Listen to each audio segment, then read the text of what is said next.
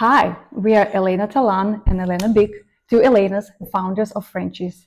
And today we're starting a series of interviews with prominent hairstylists who achieved some recognition in the beauty industry. And we just want to talk to them and deconstruct their hairstyles, what they did, how they achieved their success, what celebrities they worked on, and all the buzz in the beauty world. So we want to check it out and have fun with the stylists and see what they have to say. We are starting a series of interviews with prominent hairstylists who achieved some recognition in the industry, who won some awards, who work on celebrities and do amazing stuff in movies and TV shows, red carpets, and stuff like that. And I know you won an Emmy and Makeup and Hair Award. So we just wanted to ask you, what was it for? Oh, okay. So that was during the pandemic, and it was for a show called The Quest. It is a show by the people from Survivor and Lord of the Rings. The producers got together and they made this universe that was partly scripted and also reality based. So it was two shows in one, and it's actually the first type of show like that I've ever worked on. And it was shot during the height of the pandemic. What was the challenge of working on that show, and why was the team nominated? Oh God. The challenge was one was COVID, so with all the PPE gear, and then also it was shot during the winter, so it was like the rainy season. We was up north in Calistoga, and it was 16-hour days, 6-day weeks, and it was raining the whole time. It was cold. The budget was really, really low, and so it was a fantasy land, sort of like Lord of the Rings. So I think the challenge for us was to take a budget that really wasn't there and to create these like mythical creatures and hairstyles to bring these characters to life. And we didn't really have a lot of prep time either, so we were actually creating as we were going. So it was a lot of on the fly, constantly brainstorming. That's amazing. That's amazing. We also know you won another award, a Makeup and Hair Award for a different show. Oh, same show. Same show. Amazing. I mean, I wish it was another award for a different show, but same show. You were nominated again. Yeah, I've been nominated 3 times for an Emmy and then 1 time for a Muha Award. Can you tell us about your personal journey as a hairstylist? Why and how have you decided to become one? Oh, okay, that's great. So I had 2 aunts that are hairstylists, and growing up, I came from this really small town in the country, and I was always just messing with my hair, and I would do my friend's hair. And I really, I didn't really grow up with a lot of money, and I had to self-finance college for myself, and I signed up, and I just wasn't really have a passionate to go to school. I was just doing it because that's what you do. And I was just hanging out in the salon with my aunts, and they were like, well, why don't you just go to cosmetology school? They were like, guys are really successful in this business. And, this is coming from sort of like a Steel Magnolias type salon in somebody's basement. So, and I was like, well, how long does it take? And then they were like, it takes about 10 months to get your license. And like, I didn't even like finish the conversation. I ran out the door and I immediately signed up because I was like 10 months versus 4 years. I was a kid. I didn't want to spend another 4 years in college. So that's kind of how I started the process. Well, you've come a long way from the basement salon to the celebrity hairstylist. Yeah, it's been pretty humbling because I did grow up in humbling surroundings, and actually started my career in salons. And before I was in film and television, I built businesses in Chicago, Los Angeles, and New York. And I would commute around through those cities. And then while I was doing that, I accidentally became part of a reality show that was on Bravo kind of before, God, it was before even like Instagram was around. Do you like working better in salons or on TV and film? And why? That's a good question. I think this point in my career, I just like to have a diverse type of environments to create my art in. And I feel like I need a balance of both because I get bored easily. Understandable. Yeah. So you reached out to us because you wanted to do a hairstyle for Kathy Bates for the show Matlock. Yes. First of all, how did you discover us? And then you were asking whether we have animal products in our pins, and we do not. So why was it important to you? Oh, I reached out to you because I've been vegan for 9 years and I'm pretty hardcore vegan. So anything that I use on my actors is strictly 100% plant-based and vegan. So by that, it can't have any kind of animal byproducts or exploit animals in any way for the product to be made. Thank you so much for doing that. The reason I reached out to you guys is actually because Kathy, I didn't do Kathy. So my friend Romy does Kathy, and she was using your pens on her.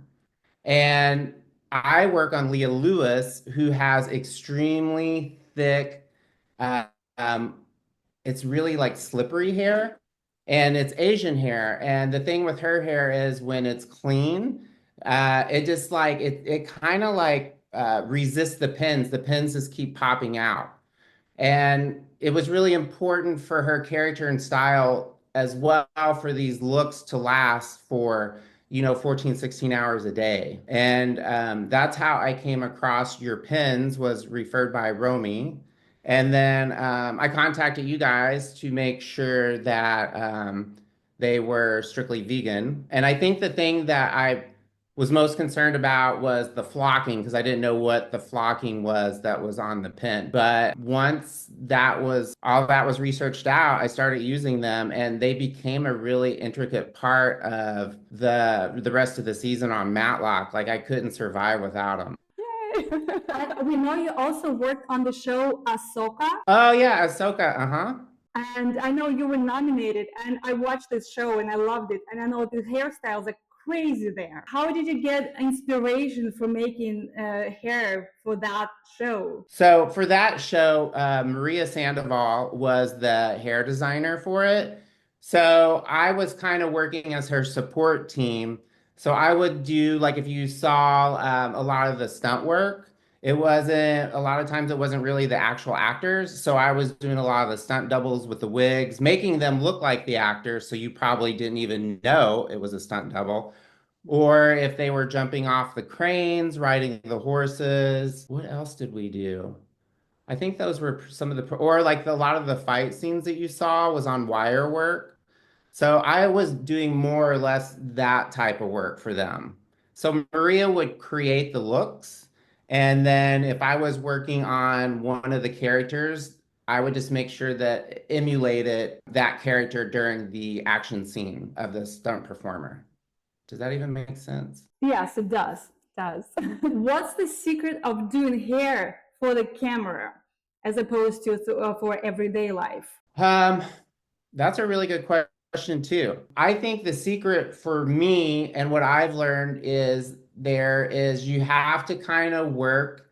It's a collaboration, and sometimes production's not very good at collaborating with you, so you have to get the information for yourself. So, like, I'll make friends with the director of photography, and then I'll kind of find out like how the lighting's going to be shot in that scene, and maybe, kind of talk to the camera and see how they're going to shoot it. Is it going to be like a still shot? Is it going to be, camera A and B, meaning two cameras? Is it going to be a still cam walking through the hallway that has various different lighting features?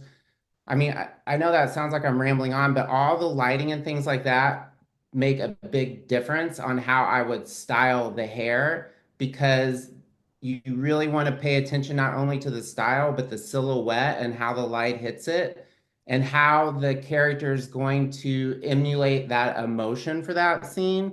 You kind of want all that to work together to give the actor their best performance, I guess.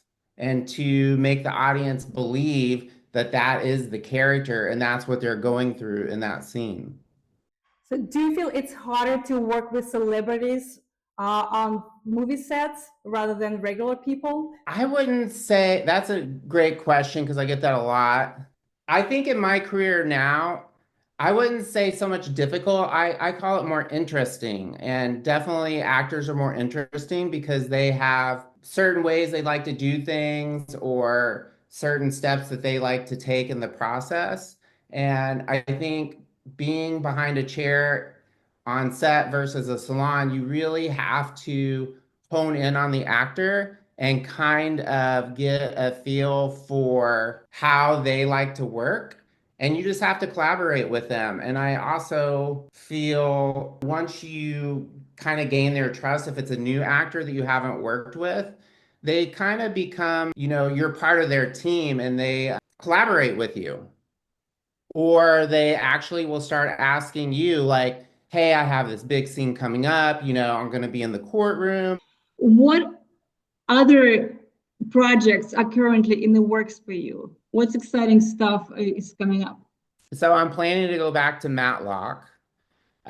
We haven't got an official ask back yet, but that's because pre-production hasn't started yet. So once that starts, then they usually ask us. So other than that, I have just been, I can't really talk about it. I have a couple of other things, but I signed NDAs, so I can't say anything. What's your advice to a beginning hairstylist, somebody who was just starting in the industry and wants to make it big? What would be your word for them? My advice to somebody just starting out in the business, I would say take every opportunity to learn everything you can and always be prepared for when the opportunity comes. Because you never know, for me, you never know I never knew when it was going to come. And it always came to me in different ways that I didn't expect. And then if you don't know how to do it, I would still say yes. And then I would figure it out before the day the work starts. Very cool.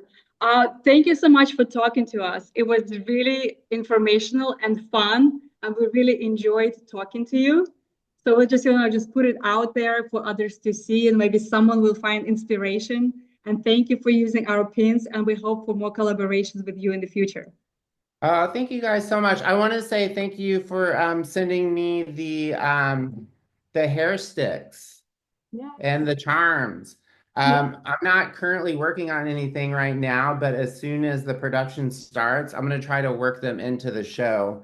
I think these will be really great for Leah's character, Sarah on Matlock, because I think these could give a really professional vibe for her. She has a lot of up styles. I'm really excited to try to figure out how to get this one in. It's such a pretty color, and I feel like with her dark hair, and depending on the suit and the scene that she's in. Great. All right. Thank you so much.